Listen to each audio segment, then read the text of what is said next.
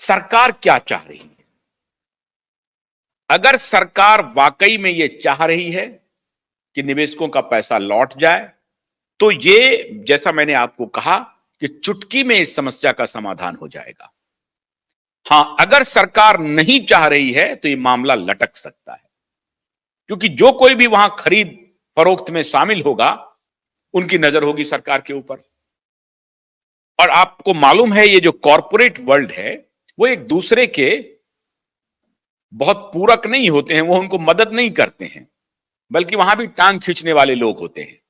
कोई अगर देखेगा कि सहारा की संपत्ति बिक रही है, तो बहुत सारे कॉरपोरेट की योजना होगी कि हम इस प्रॉपर्टी को अपने नाम कर लें और फिर अपने तरीके से इसका इवैल्यूएशन करें, शेयर मार्केट में जाएं, खेलें।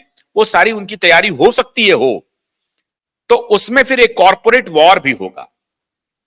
फिर यह भी कहा जाएगा कि डिस्ट्रेस सेलिंग हो जाए, उनको कहा जाए कि भैया मैं 47,000 करोड़ ही दूंगा, आपका वैल्यूएशन 47,000 करोड़ का है। जाहिर है सहारा प्रबंधन चाहेगी कि नहीं, ये 1 लाख करोड़ का नहीं है, ये हमारा 4 लाख करोड़ का है। 15,000 रुपए पर स्क्वायर फीट वहां का वैल्यूएशन है और करोड़ों स्क्वायर फीट का वो पूरा इलाका है। ऐसे में जो टोटल जो वैल्यूएशन अभी बनता है आज के दिन में, वो 4 लाख करोड़ से ज्यादा का वैल्यूएशन बनता है अकेले एमबी वैली का।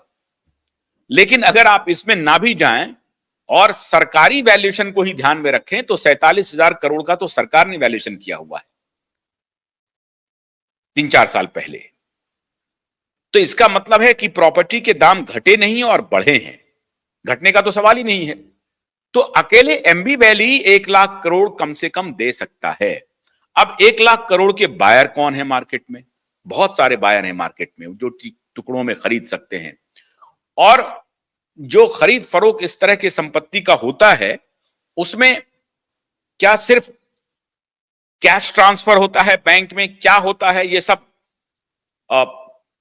विशेषज्ञ बता सकते हैं आपको। मैं सिर्फ ये कह रहा हूं कि ये 1 लाख करोड़ की संपत्ति बेच करके पैसा दिया जा सकता है। लेकिन जैसा मैंने आपको बताया कि इसके लिए एक कि सरकार की नीयत, और दूसरा सहारा प्रबंधन में जो सबसे बड़े मुखिया हैं, उनकी नीयत तो देने की है, लेकिन कुछ लोग ऐसे भी हो सकते हैं जो शायद नहीं देना चाहते हों। ऐसे लोगों की संख्या के भी बारे में मैंने तहकीकात करने की कोशिश की, तो उसमें नगण्य मिला। सारे लोगों का मोटे तौर पर यह कहना था कि साहब, कौन इस बवाल को अपने माथे पर लेगा? निवेशक नहीं मानेंगे, निवेशक हमारे घर पहुंच जाएंगे, निवेशक किसी को नहीं छोड़ेंगे, कहां हम भाग के जाएंगे? ऐसी परिस्थिति में हमको परेशान होना ही पड़ेगा, हमको पैसा है। और निवेशक अगर प्रबंधन नहीं तो सरकार को पकड़ेंगे, निवेशक किसी को छोड़ने वाले नहीं हैं। तो इसलिए आज मैं आपसे बातचीत कर रहा हूं कि आप अपना दबाव सरकार और प्रबंधन पर बना करके चलते रहिए। बात बन रही है। जो पिछला आंदोलन हुआ, जो सड़क पर आप उतरे,